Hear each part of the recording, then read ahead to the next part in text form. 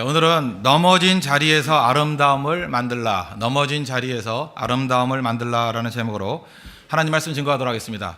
예수님께서 십자가를 지시고 부활하신 다음에 이 땅에 40일 동안 계셨습니다. 그러면서 제자들에게 가르치셨습니다. 오늘 1장 3절을 보시면 그가 고난받으신 후에 또한 그들에게 확실한 많은 증거로 친히 살아계심을 나타내사 40일 동안 그들에게 보이시며, 그러니까 부활과 승천 사이에 가르치신 내용이 두 가지가 나오는데, 첫 번째는 하나님 나라를 가르쳤다. 3절 하반절에 나옵니다. 하나님 나라의 일을 말씀하시니라.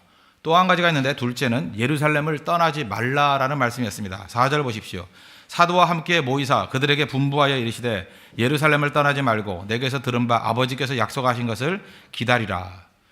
원래 마지막 말씀은 중요한 것입니다. 중요한 메시지가 있기 때문에 마지막에 하실 때가 있습니다. 이게 부활과 승천 사이에 마지막 하셨던 두 가지 메시지, 우리에게 중요하다고 생각을 합니다. 그 메시지가 무엇인지 한번 살펴보는 시간 갖도록 하겠습니다. 첫 번째는 예루살렘을 떠나지 말라. 이게 무슨 뜻일까? 넘어진 자리에서 아름다움을 만들라. 주님의 메시지라는 것입니다. 제자들에게 있어서 예루살렘이라는 장소는 그렇게 유쾌한 자리가 아니었습니다. 또 편안한 자리도 아니었습니다. 예루살렘에서 어떤 일이 벌어졌습니까? 비겁한 행동했습니다. 또 무기력한 모습 다 보였습니다. 약한 인간성이 다 드러나는 곳입니다. 예수님 버렸고 또 속수무책이었고 그 연약한 인간성이 다 드러났던 것이 예루살렘입니다. 거기서 패배를 맛봤고 또 절망을 맛봤고 상처와 한이 있는 자리, 그게 예루살렘입니다. 원래 제자들의 원래 고향은 갈릴리였습니다. 근데 갈릴리에서 예루살렘 와가지고 그 모든 실패를 다 경험했다는 것입니다. 사람들은 그렇습니다. 대개 실패의 자리는 빨리 떠나고 싶어하는 마음들이 있습니다. 그것이 모든 사람의 본능이라고 생각합니다. 그럴 때 예수님께서는 그 전혀 반대 이야기라고 했습니다. 너 상처 입고 실패했던 그 자리에 머무르라는 거예요. 무너진 자리에서 다시 일어서라. 실패했던 그 자리에서 다시 시작해라. 그리고 무너진 자리에서 다시 하나님의 영광을 맛보라. 그것이 바로 예루살렘을 떠나지 말라, 그런 뜻이라는 것입니다. 예루살렘을 떠나지 말고 내게서 들은 바 아버지께서 약속하신 것을 기다리라. 성령이죠. 영광의 모습이 임하게 될 성령을 기다리고 있으라. 무슨 얘기입니까? 무너진 자리가 아름다운 자리가 되도록 변화시키라는 것입니다. 제가 지금 반복적으로 아름다움이라는 단어를 많이 썼는데, 우리 성도는 아름답게 살아야 됩니다. 아름다움이 목표가 되어야 된다는 것입니다. 왜? 성도는 아름답기 때문에 그렇습니다. 이 아름다움을 이해하기 위해서 한 가지 출발할 단서를 하나 잡겠는데, 누가복음 16장 14절을 보면은 바리새인에 대해서 이렇게 묘사합니다. 바리새인들은 돈을 좋아하는 자들이라. 예수님께서 바로 앞에 무슨 말씀을 하셨냐면 하나님과 재물을 겸하여 섬길 수 없느니라 그랬습니다. 그랬더니 바리새인들이 그 모든 것을 듣고 비웃었습니다. 그 비웃는다라는 말이 나오기 전에 누가복음 16장 14절에 바리새인들은 돈을 좋아하는 자들이라. 특징이 뭐냐? 겉으로 볼 때 굉장히 경건해 보이고 그럴듯해 보이는데 본질이 뭐냐? 돈을 좋아한다는 것입니다. 여러분 가운데 돈 싫어하는 사람이 있습니까? 뭐 우리도 마찬가지죠. 모든 인간들 다 돈을 좋아합니다. 그렇게 보는 게 옳습니다. 그럼 한번 묻고 싶습니다. 왜 돈을 좋아하죠? 우리가 다 돈들을 좋아하는데 돈을 좋아하는 이유가 무엇입니까? 두 가지가 있기 때문이라고 생각합니다. 첫째는 편안함. 돈이 있으면 편안해집니다. 돈 많으신 분들은 오늘 여기 올 때 가장 편안하게 왔을 거예요. 돈 없는 분들은 가장 힘들게 왔을 거예요. 뭐 걸어왔겠죠. 그죠? 그것도 무거운 짐 이렇게 들고 왔겠죠. 돈이 있으면 편안합니다. 또 하나는 돈이 있으면 과시하기 편합니다. 돈이 있으면 이렇게 뻐길 수 있잖아요. 과시할 수 있다. 그러니까 돈이 주는 것은 크게 요약하면 두 가지입니다. 편안함과 과시. 한번 분석을 한번 해보겠습니다. 이 편안함이라는 거, 이 편안함은 굉장한 영적 문제라고 생각합니다. 편안하다. 사실 우리가 살고 있는 이 자본주의가 주는 약속이 뭔지 아십니까? 자본주의, 편안함을 약속합니다. 이거대로 따라가면 돈 준다. 돈 준다가 뭐예요? 편안함을 준다는 것입니다. 근데 이 편안함을 추구하게 되면 결정적인 약점인데 영적인 무기력감에 빠지게 됩니다. 이상하죠? 편안하면 무기력해져요. 어느 정도냐면 최근에 우리 텔레비전을 보십시오. 20, 30년 전만 해도 텔레비전 채널을 이렇게 돌렸습니다. 뭐 이렇게 원으로 된 거 이렇게 회전으로 돌렸습니다. 그러다가 그게 싫어가지고 리모컨이 나왔죠. 리모컨. 요즘에 어떤지 아십니까? 아이들 리모컨 많이 쓰시죠? 음성 인식되는 거 있습니다. 7번, 그리고 7로 가요. 8번, 웃는 거 보니까 없으시군요. 예. 그 다음 단계, 지금 최첨단이 어디까지 왔냐면요. 행동 인식. 이렇게 모션으로 이렇게 하면은 옮겨져요. 이렇게 손으로만 이렇게 해도 그 다음 채널로 넘어갑니다. 또 모르시는군요, 그것도. 예. 있습니다, 그런 거. 예. 행동 인식, 모션으로도 인식을 합니다. 다 특징이 무엇입니까? 편안함이에요. 더 편안함, 더 편안함. 그런데 우리가 이 편안해지면 편안해질수록 사람들의 모습은 어떠냐? 점점 무기력해지더라는 것입니다. 제가 최근에 그 일제 청년 운동사 이런 것들을 좀 봤습니다. 봤더니 참 일제 시대 때는 우리 청년들이 특별히 독립운동 하던 분들 뭐 말할 것도 없겠죠. 참 가난했습니다. 일본 경찰에게 잡히고요. 잡히면 뭐 당연히 고문당하고 뭐 손톱 뽑히고 발톱 뽑히는 건 기본이더라고요. 고문도 아니에요. 그러니까 들어가마자 첫 번째 하는 일이 그거부터 하더라고요. 참 잔혹하게 고문당했다는 것을 봤습니다. 많이 죽었습니다. 죽음으로 이끌려갔다는 거예요. 그럼에도 불구하고 일제 35년 동안 독립운동의 맥이 끊기지 않았습니다. 계속해서 저항했습니다. 나라를 위한 충성의 물길이 끊이지 않았습니다. 쫓겨나다 안 되니까 나중에 만주로 갔습니다. 만주 그 간도 지방에 가가지고 거의 다가 독립군 됐습니다. 전투에서 또 많이 죽었습니다. 그래서 옛날에는 그죠? 이 나라에 충성하려고 해도 각오가 필요했고요. 특별히 저 같은 목회자가 목회의 길을 걸어가려고 할 때도 각오가 필요했습니다. 최근에는 그 각오가 없어진 것 같아요. 각오. 제가 신학교 갈 때는 무슨 각오를 했어야 되느냐 하면 굶을 각오를 했어야 됩니다. 왜냐? 굶는 분들 많았습니다. 제가 들어갈 때는 굶을 각오를 했어요. 제 10년 선배쯤 되는 분들은 10년보단 더하게 한 20년 선배쯤 되는 분들은 죽을 각오를 했습니다. 그래서 이 목회의 길을 걸어간다는 것은 적어도 죽을 각오, 그게 아니면 굶을 각오는 해야만 갈 수 있는 길이었습니다. 근데 최근에는 공부도 많이 하고 똑똑하신 분들이 많이 신학교를 가지 않습니까? 그럼에도 불구하고 뭔가 좀 약해 보여요. 왜 그럴까? 각오가 없어요. 각오가 없으니까 편안함을 추구하니까 더 약해지더라는 것입니다. 요즘 젊은이들 얼마나 스펙들 좋습니까? 공부들 많이 하고. 근데 뭔가 빠진 게 하나 있죠. 뭐가 빠졌을까요? 각오가 빠졌어요. 각오가 없습니다. 최근에 있었던 일 한 가지 얘기를 해드리겠습니다. 분위기 좋은 홍대 앞에 카페가 아니라 레스토랑에 몇몇 형제 자매들과 함께 스테이크를 먹으러 갔습니다. 물론 제가 사줬습니다. 먹으려고 그러는데 그중에 한 형제가 그런 얘기를 합니다. 목사님 뭐 누구누구에게 뭐 자기 친한 그룹이 있어요. 걔한테는 말하지 마세요 그러더라고요. 그래서 왜 그러냐? 뭐 우리가 죄졌냐? 왜 그러냐? 그랬더니 자기만 빼놓고 부르지 않으면 삐진대요. 그때 제가 처음 알았습니다. 아, 맛있는 거 먹으러 갈 때 안 들어가면 삐지는구나. 삐진다라는 표현, 삐지는 젊은이들입니다. 그 다음에 제가 1시간 정도 이렇게 얘기를 나누면서 식사를 했습니다. 주로 뭐 거의가 한 명 빼는 거 다 남자였는데, 그러니까 남자들이니까 뭐 씩씩하잖아요. 근데 1시간 넘게 얘기를 나누는데 제가 제일 많이 들었던 이야기가 살기 힘들다였어요. 참 살기 힘들다. 그러면서 뭐 칭찬인지 위로인지 자기 위안인지 모르겠지만 요즘 목사님 설교가 좋대요. 왜 좋냐 그랬더니 힐링이 된대요. 갑자기 그런 설교 하기 싫어지더라고요. 그 얘기를 듣는 순간에 힐링이 된답니다. 힐링이 필요하다. 제가 얘기를 들어보니까 그리 어렵지 않은 것 같습니다. 모르겠어요. 제 기준인지 모르지만 왜 힘드나? 자꾸만 사는 게 힘들대요. 그래서 왜 힘드나 그랬더니 힘든 이유를 알았습니다. 편안해야 하니까. 편안해야 한다라는 신념을 가지고 있습니다. 편안해야 된다라는 자본주의가 던져준 약속을 붙들고 있습니다. 그건 자본주의 약속이지 성경의 약속이 아니에요. 편안함이 뭐예요? 내가 원하는 것 해야 되고 내가 갖고 싶은 거 사야 되고 내가 원하는 벤츠 S클래스는 뭐라도 E클래스는 사야 되고 안 되거든요. 그게 안 되니까 살기 힘들대요. 물론 그 정도 얘기는 아니었습니다. 근데 극단으로 가면 그거와 비슷하다고 생각을 했습니다. 제가 볼 때 20대가 가지고 있어야 될 것들 거의 모든 것을 다 가지고 있었습니다. 건강함도 있고요. 외모도 있고요. 거기다가 또 신앙도 있잖아요. 또 좋은 인간관계도 있고 뭐 그 정도 가정 좋습니다. 뭐 제가 볼 때 부족함이 없을 정도로 모든 것을 다 가지고 있는데 무력합니다. 이게 현대인의 모습이다라고 생각을 합니다. 다시 일제시대로 들어가면 그분들 모든 것을 가지고 있지 않았습니다. 그런데도 각오가 있으니까 강력했습니다. 제국주의 세력 일본과도 대항해 싸워서 그들이 두렵게 만들 수 있을 만큼 그런 저항력이 있는 사람이었다는 것입니다. 그런 의미에서 우리 이런 운동 벌였으면 좋겠습니다. 좀 불편하게 살자. 지난 주간에 일주일 동안 베트남 선교를 갔다 왔는데 이번에는 뭐 제가 이제 좀 나이 들고 했으니까 옛날보다는 더 힘들었을 거 아니에요. 근데 별로 안 힘들더라고요. 왜 안 힘들었나 생각하니까 각오가 있었어요. 그냥 죽도록 선교하다 죽자 하는 각오가 있었고요. 또 하나, 옛날에는 제가 짐이 좀 많았습니다. 제가 많은 건 아니지만 제 주변에 저를 섬겨주고 도와주는 분들이 좀 짐이 많았어요. 왜? 음식을 잘 못 먹어가지고 맨날 한국 음식 들고 다녔거든요. 이제 생각이 바뀌었습니다. 그냥 아무거나 주는 대로 입에 넣는다, 씹는다, 삼킨다. 딱 세 가지였어요. 진짜 그렇게 했습니다. 입에 넣는다, 무조건 씹는다, 삼킨다. 뭐 향차에 이런 거 뭐 먹어도 이제 냄새도 안 나는 것 같아요. 아무 음식이나 아무 저항이 없었어요. 왜? 각오를 하니까. 편한 거 포기해버려 각오를 하니까. 잠자리도 문제 없었습니다. 뭐 요 정도 소망이 있어요. 물은 좀 잘 나왔으면 좋겠다. 뭐 아니면 물이라도 있었으면 좋겠다. 그러니까 뭐 어딜 가든지 편안하게 잤습니다.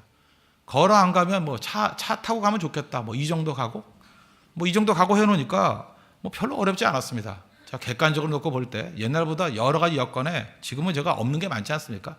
뭐 도와줄 사람도 없고 뭐 여러 환경도 없고 제가 과거에 비해서 없어진 게 많습니다.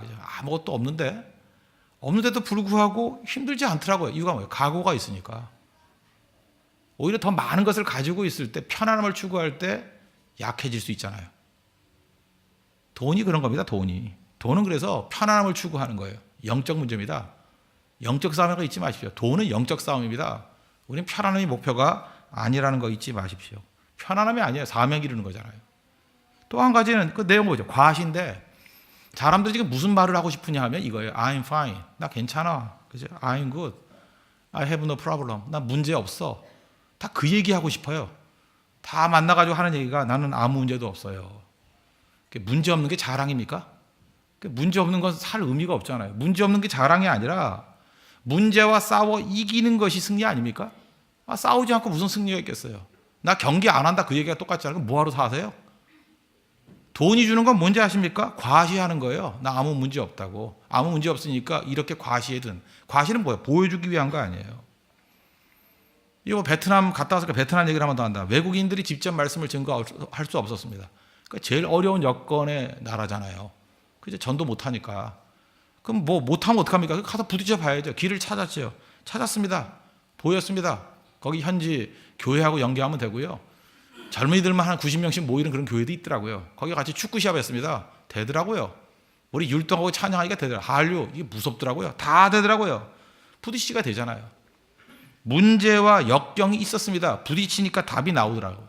그때 느낀 게 뭔지 아십니까? 제일 어려운 조건에서 선교할 때, 제일 어려운 조건에서 연계할 때 아름다움이 있더라고요. 우리도 마찬가지 아닙니까? 축구 시합할 때 우리 한국 국가대표가 뭐 축구 못하는 나라 어디 있죠? 뭐 한 대만쯤 못한다 할까요? 대만 국가대표하고 해서 이겼다.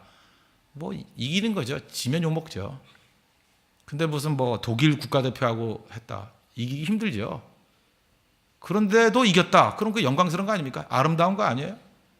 하나님께서 우리를 이 땅에 보내신 이유가 과시하기 위한 게 아니라 승리를 위해서 우리를 부르셨다는 것입니다. 그래서 돈 좋아한다는 이유는 뭐냐? 편안함과 과시예요. 근데 실제로 우리는 그걸 갖고 싸우는 게 아니잖아요. 은과 금은 없어도 됩니다. 왜? 우리의 목표는 뭐예요? 불편을 각오하면 되는 겁니다. 그러면 하나님이 그거보다 더 주셔요. 언제나. 불편 각오하는 거예요. 불편하게 살아야 됩니다. 또 하나는 뭐예요? 싸움입니다. 무슨 과시예요? 어려우면 어때요? 어려운 중에도 꿋꿋하게 나가면서 싸우고 있다는 거죠. 어려운 여건이면 어때요? 계속해서 선교하고 말씀 증거하면 되는 거죠. 굉장히 어렵지 않습니까? 어려우면 어때요? 12시에 퇴근하는 사람도 새벽에도 나오잖아요. 그럼 이긴다는 거 아닙니까? 그게 아름다운 거지. 뭐 별로 할 일도 없으면서 뭐 불면증이에요. 그리고 새벽에도 못 나오고. 뭐 좋은 거예요, 그게? 오히려 바쁠 때, 그죠? 잠 못 잘 때, 힘들 때, 그때 노방전도도 하고, 금요일 날 뭐 전도도 나가고, 그런 게 아름다운 거 아니겠습니까? 사실 우리가 돈이 할 수 있는 거 그렇게 많은 게 아니라는 거예요. 아름답지 못합니다. 아름다움은 돈과는 별개의 문제라는 거예요. 있다 없다의 문제가 아니라는 거예요. 별개의 문제라는 것입니다. 아름다움을 설명하기 위해서 시편 23편을 한번 생각해 보십시오. 시편 23편을 보면은 시편 23편에 나와 있는 모든 내용들이 평탄함이 아닙니다. 그렇게 목가적인 분위기에서 쓴 시편이 아닙니다. 그 내용을 보십시오. 고통과 어려움이 있잖아요.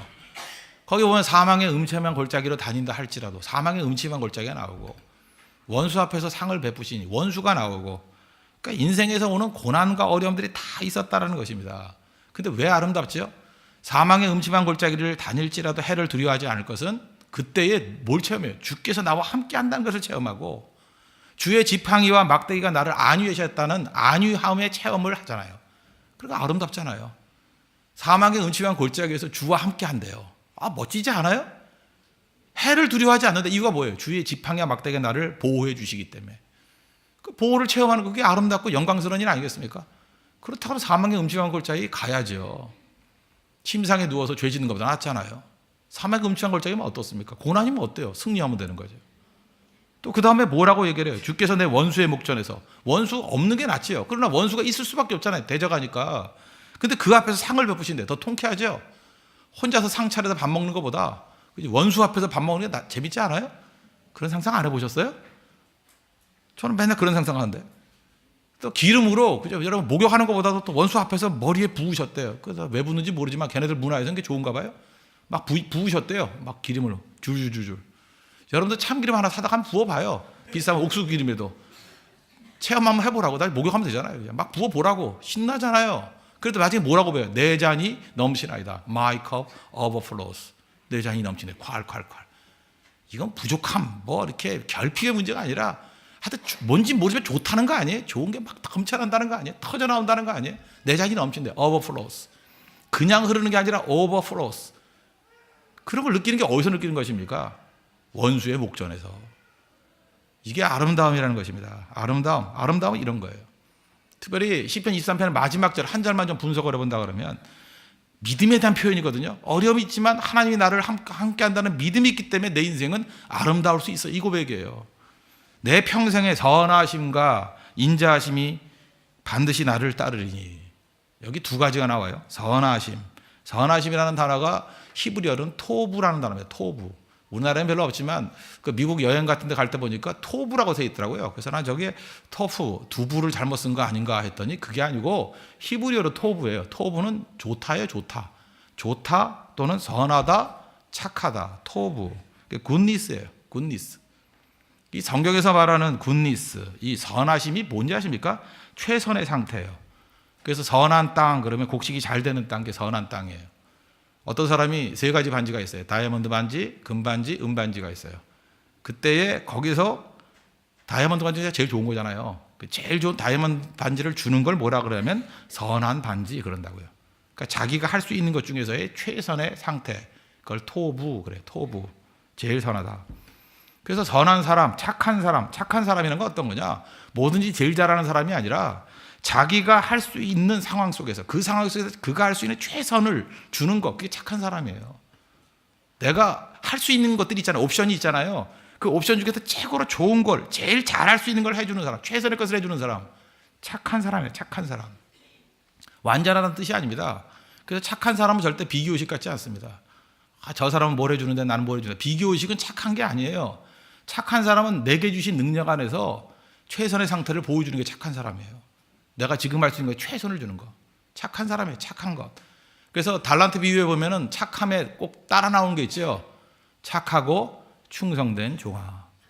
그죠? 착하고 충성. 착하니까 충성될 수밖에 없죠. 왜? 자기 안에서 최선의 것이 나올 수밖에 없으니까. 그게 착한 거예요. 그래서 착한 사람 되십시오. 언제나 내가 줄 수 있는 그 상황에서 제일 좋은 걸 주는 거예요. 그게 착한 거예요. 착한 아내가 되려고 그러면 어떻게 되죠? 자기가 지금 반찬 차릴 수 있는 것 중에서 제일 좋은 거. 뭐든지 인류만 갖고 오라는 게 아니에요. 지금 할 수 있는 것 같은 게 최고. 근데 착하지 않은 악한 아내는 어떻죠? 좋은 게 있음에도 불구하고 귀찮아서 안 해주는 거. 그건 악한 거잖아요. 냉장고에 있는데 갖다 먹어 이런 거. 그죠? 그러니까 매 순간에 뭐가 착한 건지 아시겠죠? 최선의 상태예요. 근데 인간은 한계가 있습니다. 그러나 하나님은 한계가 없으신 분이잖아요. 전능하신 하나님. 그래서 하나님의 선하심이래요. 그건 뭐예요? 세상 최고죠. 하나님이 선하심으로 나를 도와주신대. 선하심으로. 이거 사람 미치게 만드는 일 아니에요? 하나님의 선하심, 하나님의 토부, 하나님의 굿니스. 그게 우리와 함께 한대요. 또 인자가 뭡니까? 인자는 구약성경에 되게 많이 나오잖아요. 헤세드라고. 룻기 할 때 배웠죠. 보아스가 룻에게 해줬던 행동들이 헤세드, 인애라고 번역하기도 하고, 또는 인자라고 번역하기도 하고, 또는 사랑이다 이렇게 번역하기도 합니다. 근데 그 영어 번역판 가운데 그냥 보통 러브라고 번역을 많이 했는데, 가장 최근에 번역된 영어 번역본이 있습니다. 그 NLT라고 합니다. New Living Translation. 그런 성경이 있어요. 이게 완성된 거는 1986년. 그 다음에 일반인들에게 인쇄돼서 이렇게 배포된 거는 신학자들 말고 일반인들이 사볼 수 있을 때는 1994년. 그러니까 뭐 얼마 안 됐죠. 20년도 채 되지 않은 그런 최신판 따끈따끈한 번역이 있습니다. NLT라고. 굉장히 그 원문에 정확하게 번역하면서도 저렇게 설명을 아주 자세히 해놓은 번역본이에요. 그래서 제가 NIV보다 더 많이 보는 성경이기도 합니다. NLT. 근데 거기에 인자를 뭐라고 번역했느냐? 참 멋진 표현이에요. 딴 성경이 그냥 러브라고 번역돼 있어요. 그냥 사랑이라고. 그런데 하나님의 선하심과 인자하심, 이 러브를 뭐라고 표현했냐면 거기에는 이렇게 돼 있어요. Unfailing love. 결코 실패하지 않는 사랑. Unfailing love. 결코 실패하지 않는 사랑. 하나님이 나를 붙들어 주신대요. 그런 사랑. 이게 아가페 사랑에 가까우죠. Unfailing love. 이렇게 번역된 게 여기밖에 없어요. Unfailing love. 옛날에 제가 그 대학교 다닐 때 조이 선교회에선가 그런 걸 많이 보여줬는데 하나님과 인간이 손 잡는 거. 보통 이렇게 손을 이렇게 잡지 않습니까? 손바닥과 손바닥으로. 이렇게 하면 내가 놓으면 떨어지죠. 그렇잖아요. 잡다가 이 절벽 같은 데서 잡고 있는데 이렇게 잡으면 죽는데 되게. 왜냐하면 힘이 빠지니까 스르르 놓으면 떨어지잖아요. 근데 하나님께서 우리 손을 잡을 때 어떻게 잡냐? 손을 잡는 게 아니라 손목을 잡는데요. 손목과 손목을 잡아보세요. 잡으면은 비록 나는 놔도 하나님이 손목을 잡고 있잖아요. 하나님은 그렇게 잡아주신다고. 참 제가 가슴에 와닿았어요. 하나님이 내 손을 잡아줄 때는 손목을 잡으신다고. 손목. 손바닥 잡는 게 아니에요. 손목을 잡아주신다고. 그래서 내가 하나님 잡고 있다가 내가 논다 할지라도 죽지 않아요. 하나님이 여전히 내 손을 잡고 계신다고. 그게 unfailing love. 그거예요.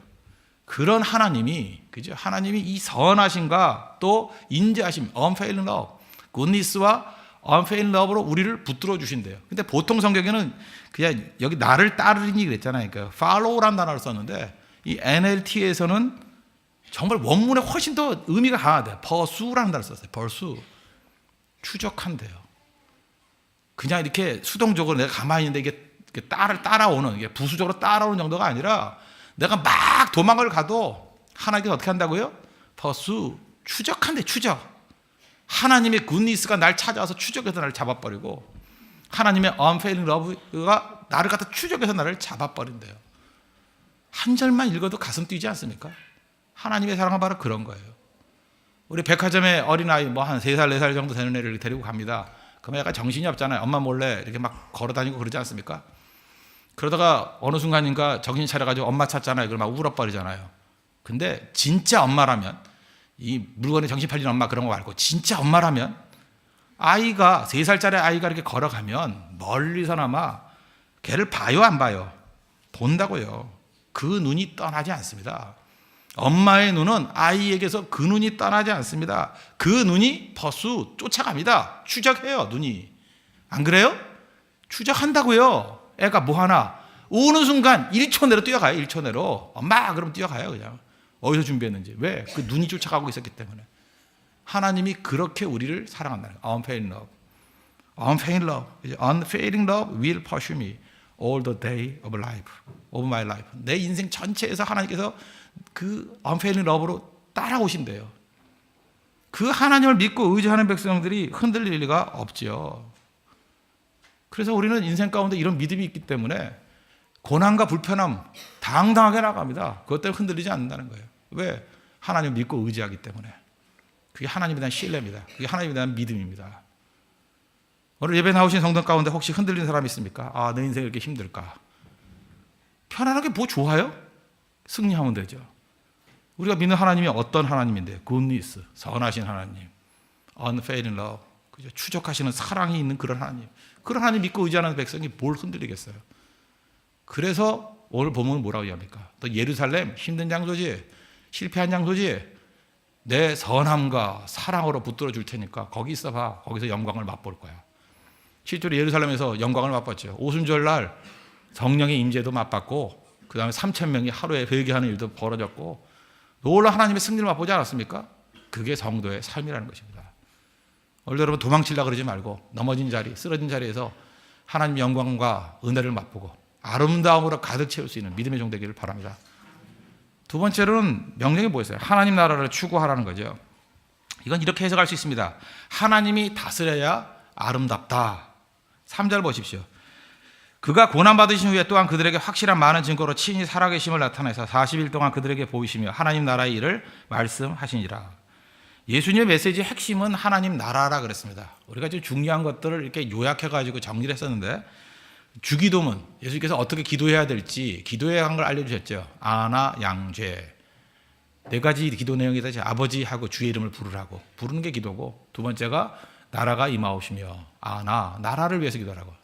Your kingdom come. 나라가 임하옵소서. 세 번째가 뭐예요? 일용할 양식을 구하라고. 네 번째가 죄 용서를 구하라고. 이 네 가지 큰 기둥입니다. 그죠? 근데 이게 예수님의 기도의 핵심이 뭐예요? 뭐 부수적인 거 빼놓는다 그러면 핵심은 나라죠, 나라. Your kingdom come. 당신의 나라가 임하기를 원합니다. 그게 기도의 핵심이라 그랬죠. 핵심. 그러니까 부활의 주님께서 승천하시기 전까지 가르쳐 주신 내용이 뭐냐? 하나님 나라를 선포해 주셨다는 것입니다. 나라라는 게 뭐예요? 다스림이 있어야 된다 그랬죠. 다스림. 나를 다스려 주십시오. 우리를 다스려 주십시오. 지난주 같이 베트남 선교 갔다 왔으면 베트남을 주님께서 다스려 주십시오. 다스려달라 하는 그 기도해야 된다는 거예요. 다스려달라는 그것이 우리의 목표가 되어야 된다는 것입니다. 하나님이 다스려 주시면 언제나 아름다울 수 있습니다. 내 인생의 아름다움 간단합니다. 화장 아닙니다. 하나님이 다스려 주시면 아름다워요. 스펙 아닙니다. 하나님이 다스려 주셔야 아름다워요. 하나님 나를 다스려 주십시오. 그러면 사도행전에서 보여주는 핵심이 뭐냐? 하나님이 우리를 온전하게 다스려 달라 할 때 그 기도의 응답으로 주신 게 뭐냐? 성령이라는 거예요. 그게 사도행전의 핵심이에요. 성령이 오셔서 온전하게 우리를 다스려 주실 수 있다는 거예요. 성령 강림. 5절을 보십시오. 요한은 물로 세례를 베풀었으나 너희는 몇 날이 못되어 성령으로 세례를 받으리라 하셨느니라. 그러니까 성령께서 온전하게 내 인생을 이렇게 다스려 주시면 나타나는 현상이 뭐냐? 원래 누가복음하고 사도행전은 연결된 거라 그랬죠. 다들 한 권입니다. 상화로 되어 있는 건데 한 권인데, 누가복음 24장 47절, 사도행전 1장 바로 직전이에요. 성경으로 떨어져 있지만 원래 기록되어 있긴 붙어 있어요. 24장 47절을 보니까 또 그의 이름으로 죄사함을 받게 하는 회개가 예루살렘에서 시작하여 모든 족속에게 전파될 것이 기록되었으니. 무슨 얘기입니까? 성령께서 우리 가운데 임재하게 되면 나타나는 현상이 뭐냐? 뭐 어떤 사람은 방언을 한다, 뭐 이적이 나타난다, 뭐 병을 고친다, 뭐 자꾸 이렇게 외적인 것만 생각하는데, 그거 맞습니다. 그거 아니란 얘기는 아니에요. 그러나 그런 건 다 부수적인 얘기고, 주의 성령께서 임재하셔서 나를 다스려 주시면 제일 먼저 가장 확실하게 나타나는 현상은 뭐냐 하면 회개가 일어난다는 거예요. 회개. 성령께서 나를 지배할 때 나타나는 현상은 예외 없습니다. 누구나 다 회개가 일어난다는 거예요. 회개가 없다 그럼 무슨 얘기예요? 그 사람은 성령께서 온전하게 다스리는 사람이 아니다. 뭐 그렇게 얘기해도 틀리지 않습니다. 왜? 성령께서는 죄를 보게 만들고 회개의 길로 이끌어 주신다는 것입니다. 그런데 이것도 잊지 말아야 될 게 뭐냐? 회개 그러니까 자꾸 내가 회개한다고 생각해요. 내가 회개하는 게 아니라는 것입니다. 이게 좀 설명을 해야 되는데, 우리는 지금 유교에 너무 물이 들어가지고 성경에서 말하는 회개하고 유교에서 말하는 회개하고 좀 구분을 못하는 것 같아요. 이해를 위해서 좀 용어를 달리 한번 써보겠습니다. 유교식으로 회개한다는 걸 참회라고 합시다. 참회. 기독교에서 말하는 회개를 그냥 회개라고 합시다. 참회와 회개의 차이점이 뭐냐?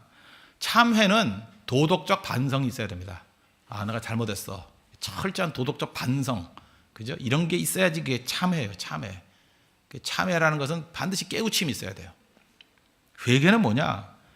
도덕적 반성이 채 이루어지지 않았다 할지라도 가던 길을 바꾸는 게 회개예요. 아시겠습니까? 이게 도덕적인 반성이 있어도 되지만 반드시 있어야 되는 건 아니에요. 이 도덕적 반성이 채 이루어지기 전이라 할지라도 그냥 가던 길을 돌이켜버리면 그 회개예요. 그래서 회개는 굉장히 급진적인 겁니다. 회개는 순식간에 이루어져요. 회개는 비약이에요. 잠깐 회개를 갖다가 뭐 순식간에 되는 게 아니라고 말하는 사람, 그 사람은 유교적인 접근을 하는 거예요. 율법주의자라고. 회개는요, 그냥 급진적인 거예요. 비약되는 거예요.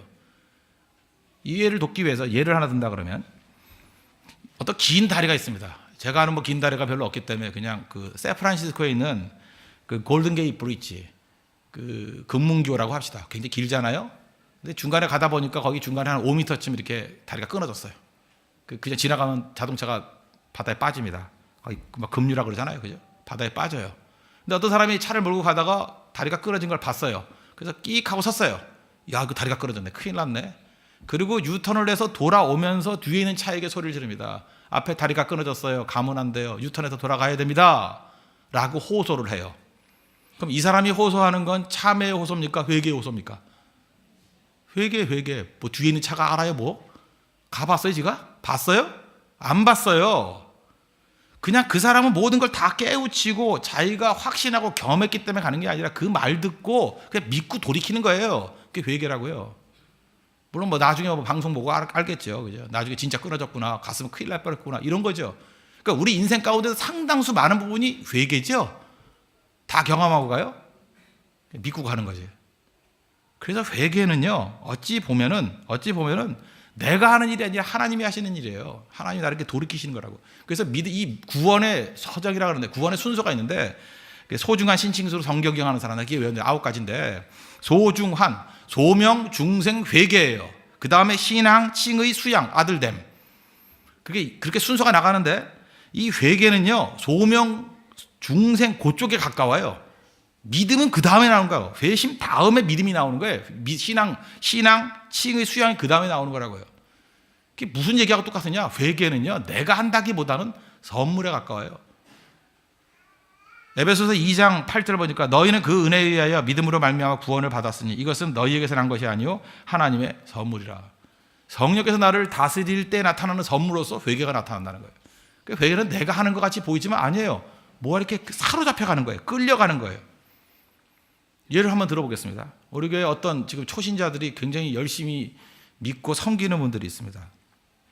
얼마 전까지 뭐 이렇게 클럽 다니면서 뭐 술 마시고 예배는커녕 뭐 이게 건배한 딱 보는 순간에 세속에 때가 많이 묻었구나 이렇게 느끼는 형제가 있어요. 딱 외모가 말해줘요. 악의 사신이구나 이렇게 딱 느껴져. 외모가 딱 뭐 볼 것도 없어요. 근데 지금이요 새벽기도 나와요. 밥차 섬기고요. 금요일마다 전도를 하고요. 알 수가 없어요. 잘 보세요. 지금 이게 몇 달 사이 벌어진 건데 2살, 석 달 사이. 그것도 한두 명이 아니라 3명이네요. 3명이에요. 3명. 그럼 한번 보세요. 그 형제, 다 형제들인데 그 형제들이 알고 그렇게 할까요? 난 다 알았다고 생각 안 해요. 3개월 동안 예배를 다 드려도 다 깨우치는 부분이 아니잖아요. 다 알고 하는 거 아니에요. 근데 뭐 자각이 있었기 때문에 그럴까? 그것도 아닐 것 같아요. 내가 볼 때. 성령께서 그들을 잡아서 그냥 움직이는 거예요. 그냥. 자기도 굳이 물어본다 그러면 나도 왜 이런지 모르겠어요. 그럴 거예요. 분명히. 끌려온 거예요. 끌려온 거. 성령에서 끌려온 거예요. 지금. 성령에 의해서 지금 방향이 확 바뀐 거라고. 한참 지나고 난 다음에 자기가 지금 하고 있는 행동들을 설명할 수 있을 거예요. 그게 회개입니다. 그래서 회개는요. 내가 하는 게 아니에요. 성령께서 하시는 거지. 성령께서 우리를 붙들어 주시는 거지. 이게 개혁주의 신앙 접근에서 가장 중요한 것입니다. 하나님이 하신다는 거. 그럼 하나님께서 다스리면 어떤 일이 벌어지느냐? 성령이 지배하는 사람의 특징은 뭐냐? 뭐 2장 이후에 쭉 나오는데 한 단어로 표현한다면 따뜻해요. 사람이. 따뜻해져요. 따뜻해지고 성령이 역사하지 않으면 뭔가 이렇게 거칠어져요. 그래서 최고의 모습은 뭐냐 하면 이 교회는 어떤 교회냐 그러면 왔더니 이 교회는 참 따뜻하네요. 그렇게 느낀다 그러면 그건 성령 역사하는 교회고 뭔가 좀 이게 거치네요. 뭐 이러면 아직은 잘 모르겠어요. 이건. 성도도 마찬가지입니다. 신앙생활을 깊이 할 때 저 사람은 점점 따뜻해져요. 그럼 그게 성령이 지배하는 인생이고요. 따뜻함이 없다 그러면 뭔가 좀 이상하다라고 생각할 수 있다는 것입니다. 예를 하나 든다 그러면 지난 주간에 USC 교수죠. 캘리포니아 대학 교수였던 달라스 윌라드라는 교수님이 5월 8일 날 베트남 가 있는 사이에 그 뉴스를 보니까 돌아가셨더라고요. 이 달라스 윌라드 아마도 20세기, 21세기 제가 볼 때 뭐 최고의 석학 가운데 하나입니다. 기독교 석학 가운데 하나고 C.S. 루이스 이후에 이분보다 더 탁월한 분이 있을까? 아마 지나갈 거 보세요. 달라스 윌라드 굉장히 많이 얘기할 겁니다. 달라스 윌라드의 책 중에 대표 서적 하나를 든다 그러면 이제 Divine Conspiracy라는 책이 있어요. Divine Conspiracy. 제목이 재밌죠. 원래 conspiracy 그러면 뭐라 그러죠? 음모라는 건데 이걸 번역을 한국에서는 하나님의 모략 이렇게 번역했어요. 하나님의 모략. 신앙이라는 것은 삶이라는 거예요. 굉장히 좋은 책입니다. 신앙과 삶에 접목된 굉장히 좋은 책이에요. 그런데 이 좋은 책을 정말 어렵게 썼어요. 그래서 청년들이 사서 보라고 제가 열심히 얘기를 했는데 읽어보고 무슨 뜻인지 이해를 하는 사람들이 별로 없더라고요. 참 어려운 책입니다. 어렵게 써놨어요. 어렵게. 저는 또 은사가 또 어려운 걸 쉽게 설명하는 표현 그 은사가 있으니까 이 책의 핵심이 뭐냐면 제일 중요한 한 문장으로 표현한다 그러면 이렇게 표현할 수 있다고 생각을 해요. 사람은 웃을 수 있어야 한다. 이게 이 책의 핵심이에요. 사람은 웃을 수 있어야 한다. 사람은요, 우리는 보통 어디서 제일 많이 배우냐 하면은 실패와 한계에서 제일 많이 배웁니다. 우리 많은 사람들은 성공과 능력에서 배운다고 생각하는데 그렇지 않아요. 우리는 실패와 한계에서 더 많이 배워요. 은혜를 아는 사람과 은혜를 모르는 사람, 그 차이점을 설명한다 그러면 이런 거예요. 성령의 지배를 받지 않는 사람들의 특징, 율법주의자들인데 그런 사람들의 특징이 뭐냐? 예수를 믿는데 잠깐 화를 잘 내요. 잠깐 화를 내. 그리고 분냄이 많아요. 그 이유가 뭐냐? 뭐 이렇게 교회를 향해서도 이런 사람이 있잖아요. 이놈의 교회 이게 뭐냐? 그러면 화를 내는 사람도 있죠.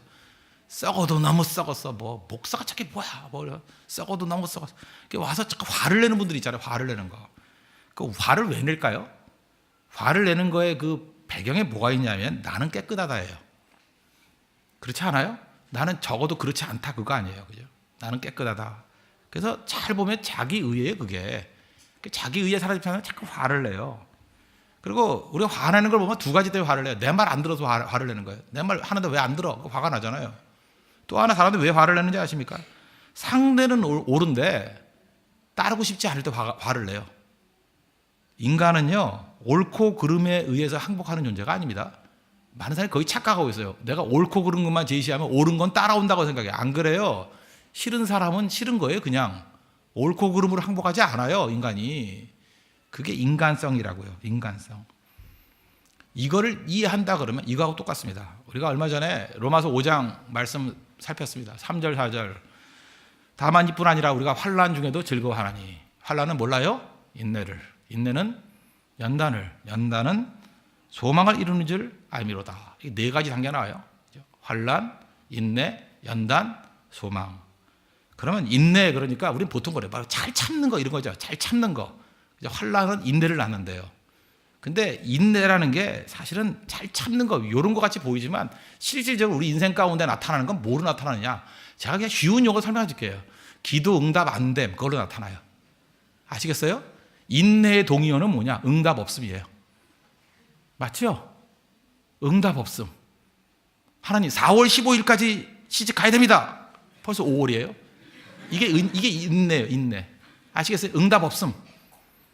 주님 이번에 취직해야 됩니다. 여전히 놀고 있어요. 그게 인내예요. 응답 없음. 그 인생의 많은 부분들이 응답 없음, 안 좋은 상황 이런 걸로 나타난다고요.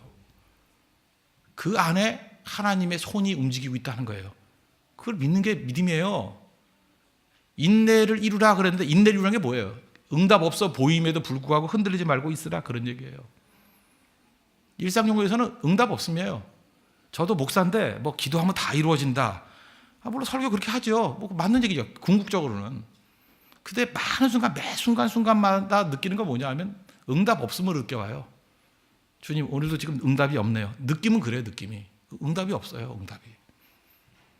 물론 지나놓고 보면 다 응답됐어요. 그리고 최종 승리를 믿어요. 승리할 거고. 근데 그 순간순간 그 마이크로 어프로치를 하면요 응답 없음으로 나타나요. 근데 성경으로 다 인내라 그래. 인내.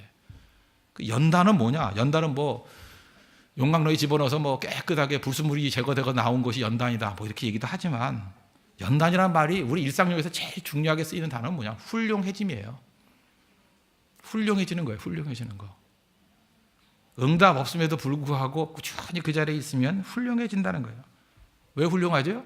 하나님이 때가 되면 이루실 거야. 합력하여 선을 이루실 거야. 시너지 하나님 그랬잖아요. 이게 원래 합력이라는 게 수네르게오라는 뜻을 하는데 최종적으로 하나님께서 모든 걸 합쳐가지고 시너지 효과를 가지고 승리를 주실 거야. 그걸 믿는 거.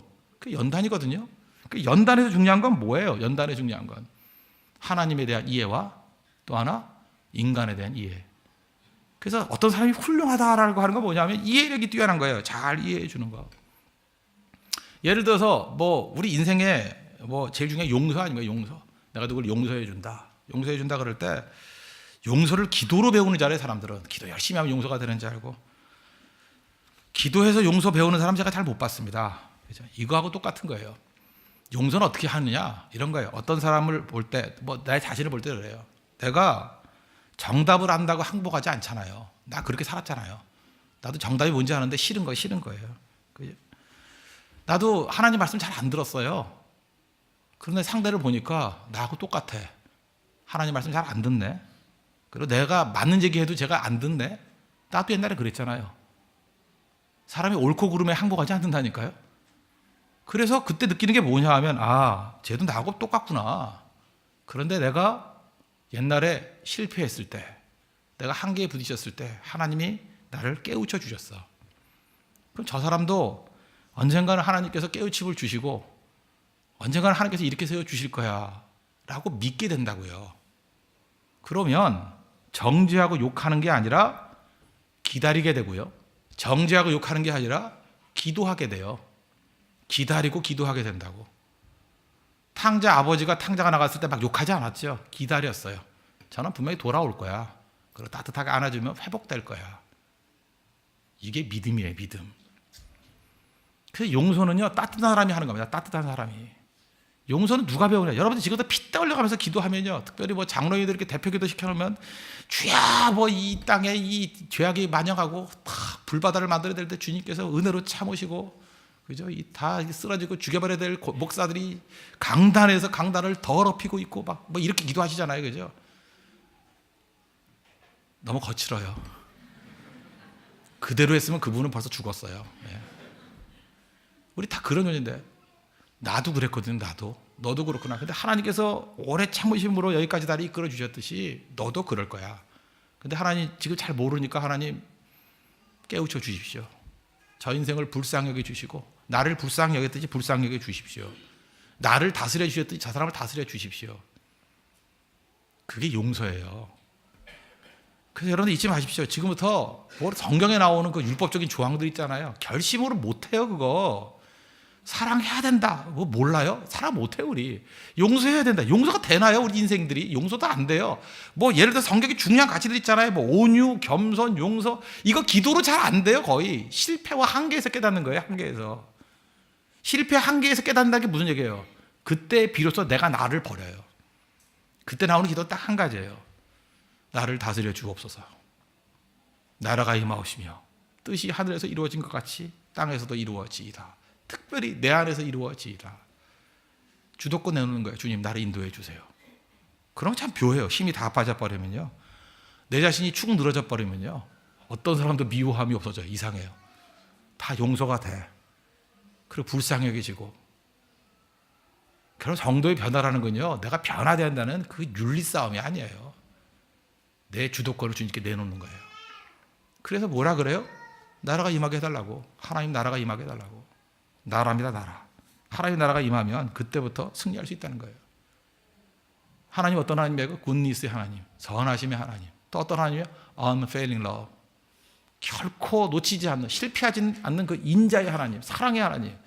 그분이 버스미, 그죠? 나를 추적하신대요. 그걸 믿고 의지하면서 맡겨드리는 거, 그 인생이 아름다운 인생, 승리하는 인생이 될 수 있다는 것입니다. 그게 믿음입니다. 오늘 예수님께서 승천 이전에 주셨던 그 두 가지 말씀 꼭 붙들고 우리 넘어진 자리, 쓰러진 자리 떠나지 맙시다. 그 자리에서 아름다움을 만들어내야 됩니다. 반드시 이루어 주실 것입니다. 믿습니까? 그리고 또 한 가지, 하나님이 다스려 주실 때만 아름다울 수 있습니다. 하나님의 다스림에 우리 인생을 맡기고 승리를 이룰 수 있는 믿음의 종 되기를 축원합니다. 기도하겠습니다. 이 시간 다 같이 하나님 앞에 이 말씀 놓고 기도하겠습니다. 넘어진 자리에서 아름다움을 만들어내고 하나님의 다스림을 통해서 아름다움을 추구하는 인생 되게 해달라고 다 같이 하나님 앞에 간구하도록 하겠습니다.